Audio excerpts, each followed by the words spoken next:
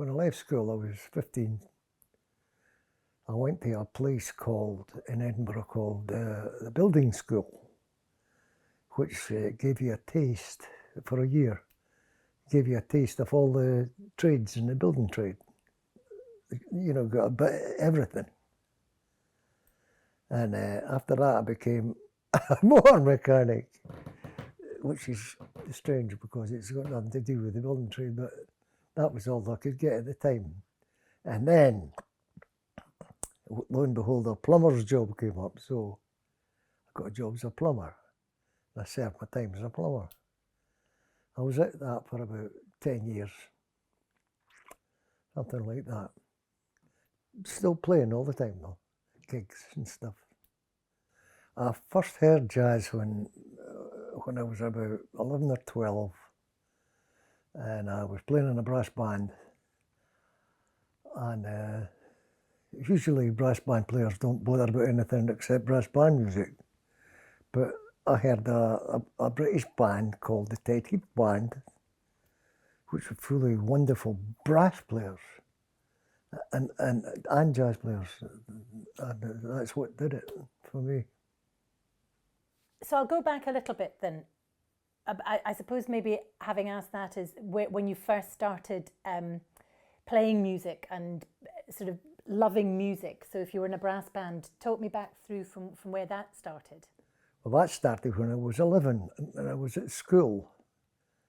And a friend of mine was in my class actually, was in the brass band, and he talked me into going down as well. Actually, I fancied going down once he told me what it was like. So I went down then to the brass band, and it's great. He carried on playing as well. He ended up in the forces. Yeah. So was there a point at which you stopped playing the kind of brass band music and got into jazz? Yeah. Yeah, it was sort of when I was 19, I had tuberculosis, so I had to stop blowing. So this was a treatment at the time anyway. So that was it, brass band career over. I was doing well. I was seriously thinking in becoming a professional brass band player, like going down south and auditioning for some of the bands down there, because I was pretty good at it. I was keen on it. I loved it. That's why. I wasn't just doing it for laughs, you know. Even then. And was that devastating at the time then to give it up? It was devastating having TB, but no, I really, funnily enough, I don't recall being devastated not being able to play again. Because later, that same friend of mine, the trombone player that enticed me down to the band in the first place, he joined a dance band. It was a collective thing in Musselburgh, where I come from. And they asked me along because they were going to buy a bass fiddle, and they did. They bought a bass fiddle, and I got the bass fiddle, handed the bass fiddle, said, you need to learn that. So I did a bit. We played in Musselburgh, in a hall in Musselburgh. It used to be where the rugby was held. It was a beautiful hall. I can't remember the name of it. And it was a trumpet, tenor, trombone, alto, clarinet, piano, bass and drums. And the leader changed, the piano player changed to xylophone, no xylophone, vibraphone. It was that size of band, and we just played dance music every week.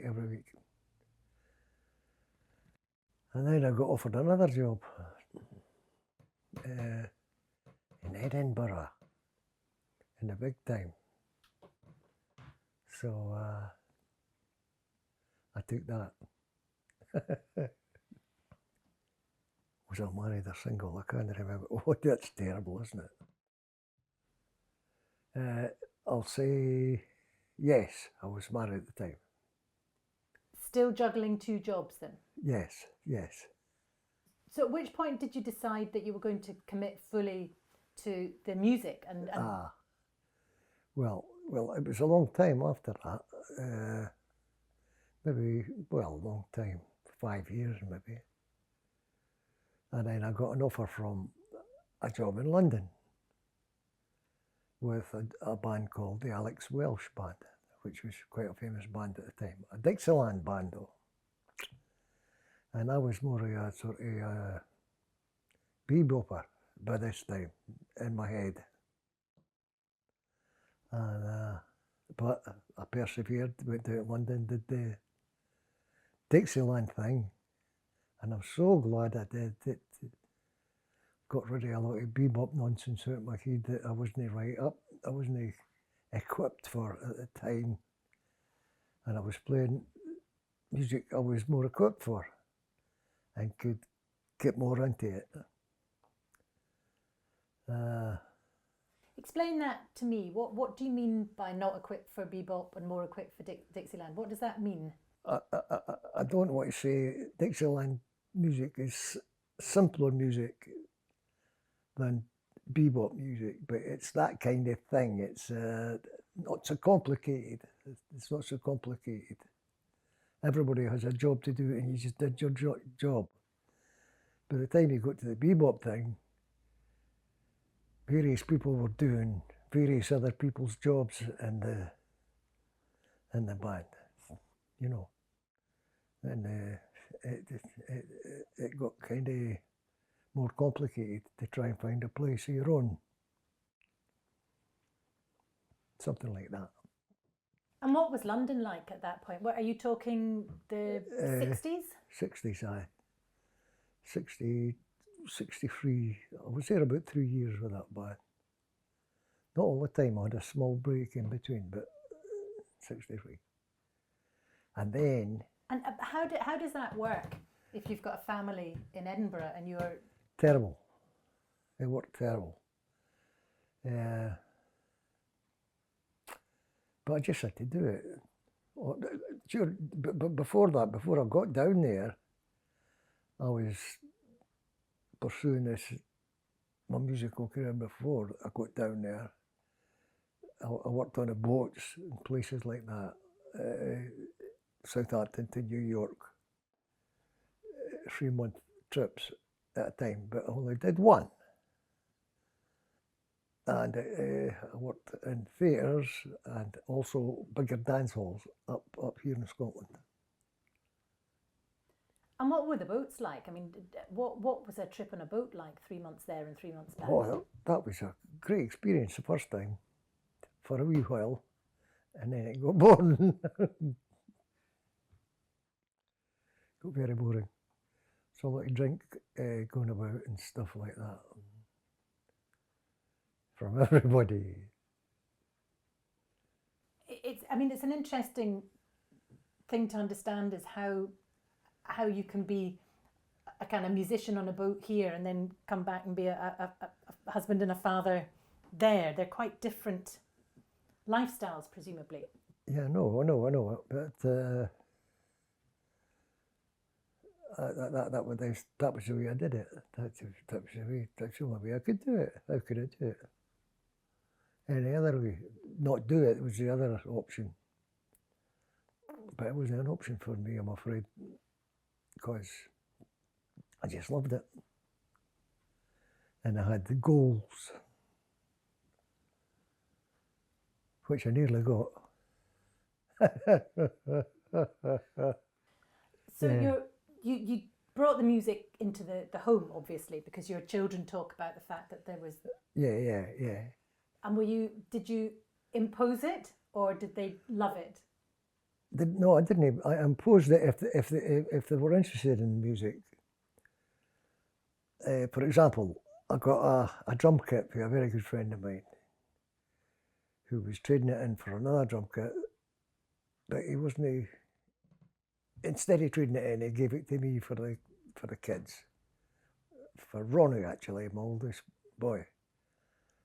So he was playing that, and then Ronnie decided he wanted to play piano. We had a piano in the house, and his mum could teach piano. She was a piano teacher. Well, not a piano teacher, a music teacher. And so he went on piano. So John went on to drums. So that's two. But I bought a piano for Ronnie, an electric one. This is eventually when he started doing gigs.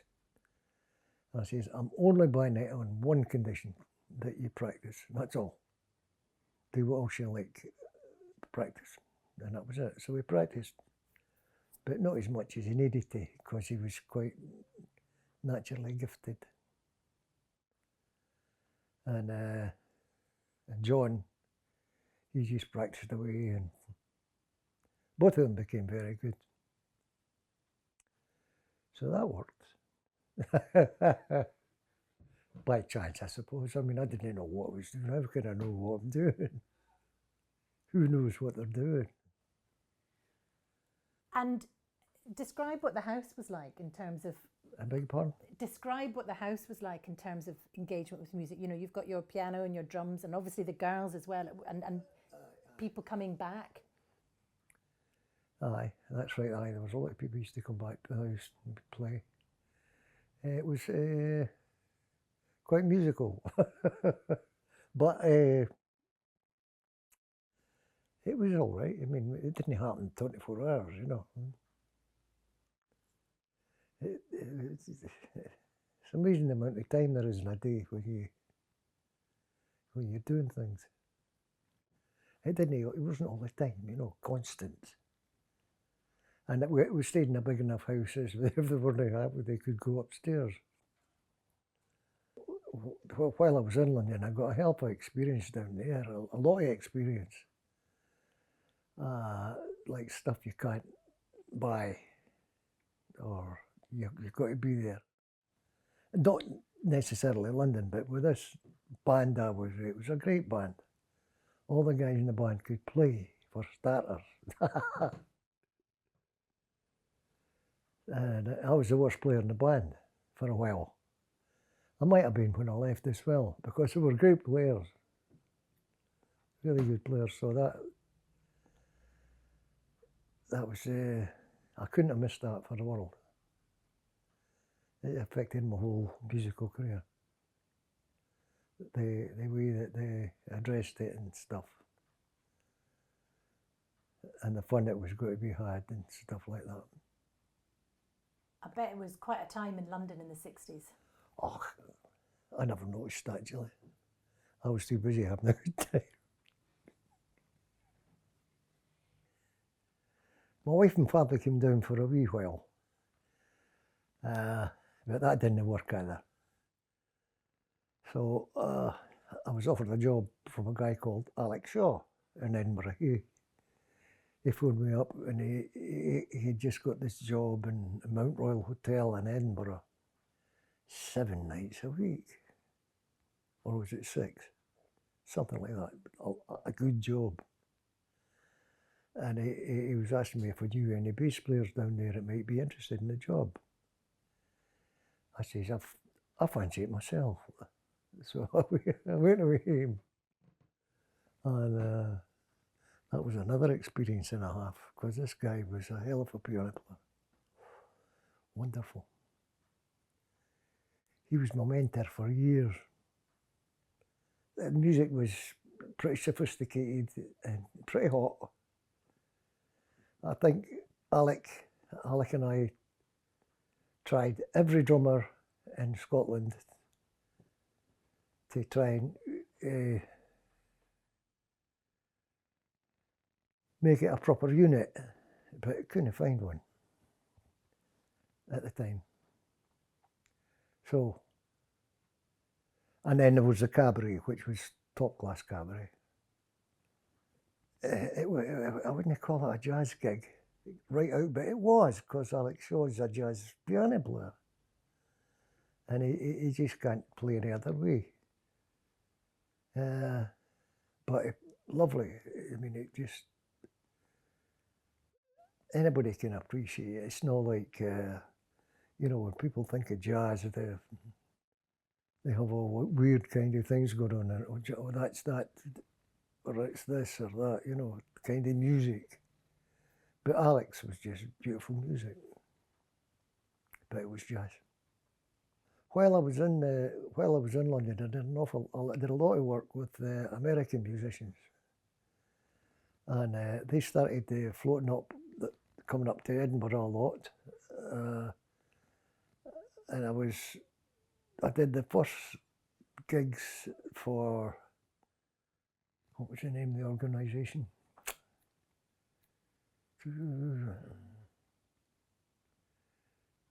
Kroll started it, the bass player. I forget what it's called. Anyway, it might still be going, I don't know. Once a month, was it?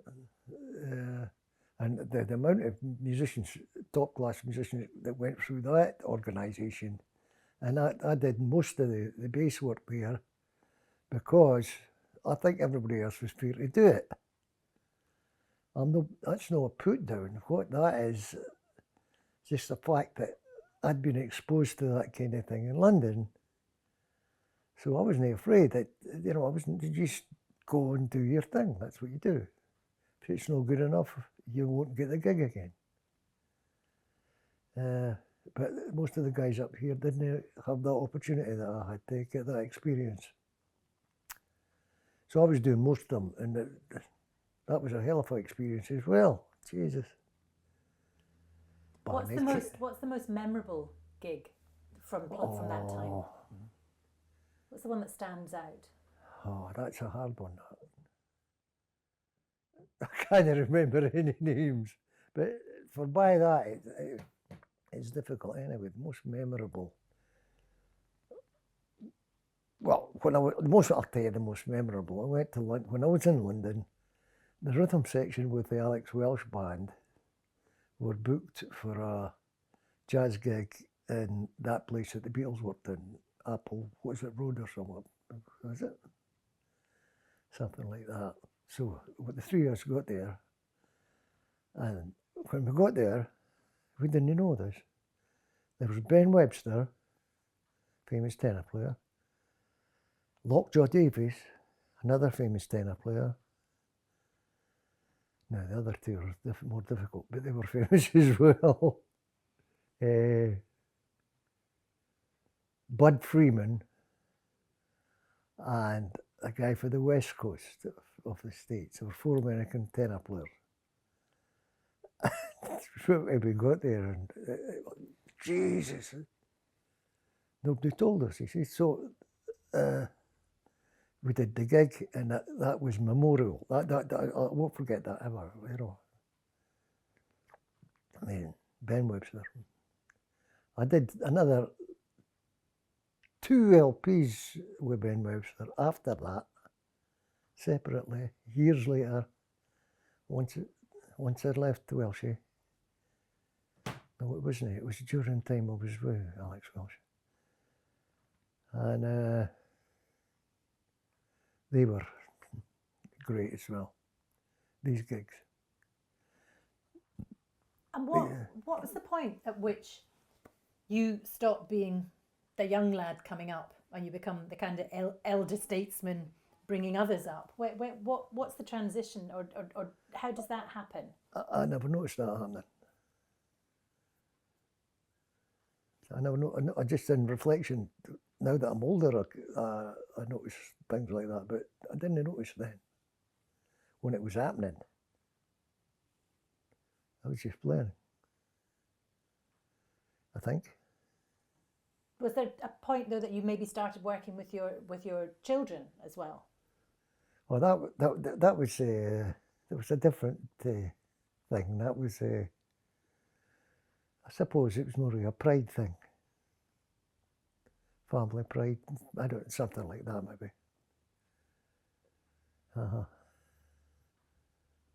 Yeah, but they could play, so it was okay. I was proud of them. I got divorced, by the way, along the way. My wife threw me out, quite rightly. And, you know, I just kept going. And is that because it's quite difficult to be married to a musician? I think it's quite difficult to be married to me. I must be selfish. I think I must be selfish. And do you need to be as committed to music? No, I don't think so. I've never experienced it from anybody else's point of view. Just my own. And I think I might have been. I didn't have any other way to do it, so I had to get the experience. Because I didn't have the education, no musical education, except I had a very good teacher who showed me the fingering of the bass fiddle, and the education I picked up in the brass band. So. And would you, I mean, this is a blunt question, so sorry, but if the choice was, again, your marriage or playing jazz, would you still always just do the playing jazz? I don't think I could have done anything else, no. No. So what does it do to you, playing jazz? Why is it so important? It lifts me up, and it brings me out myself, and it just a great feeling when you're communicating with other people. And if it's to a good, if it's to a degree that's you think's acceptable and good, it's a wonderful feeling. Wonderful. Nothing else is like it. Nothing else. And are you continually self-critical, or are you pretty good at going? I'm very critical, of myself,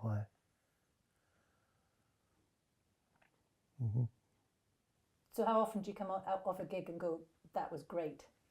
Quite a lot, I mean, I know people that come off a good gig and don't say it was great, and I just can't understand that. Because for it to be good, it's got to, everybody's got to, you know, have the same input and think it was great. The biggest change.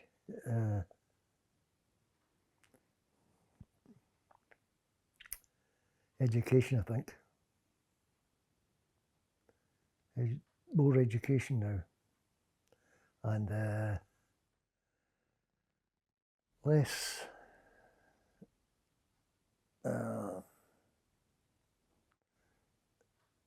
actually doing what I was telling you I was doing, just going and doing it and getting the experience. There's more education than experience. I mean, I've always thought this, but I've always envied people with education because they do things that I can't do, and but it turns out that everybody that's educated is doing what they can do, but nobody's doing what I do. You know, to the same degree. And always, when I was a kid, I was always knocking rhythms out on pots and pans and stuff like that, you know. I don't know if that's got anything to do with it, but, and the camaraderie was just amazing amongst musicians until you get to the state where there's a lot of money involved, then the camaraderie goes out the window sometimes. But that's the same with every profession. So, where did it come from? You know, just a desire to do it. I don't know where the desire came from. No, but it came, wherever it came from. Here it comes again.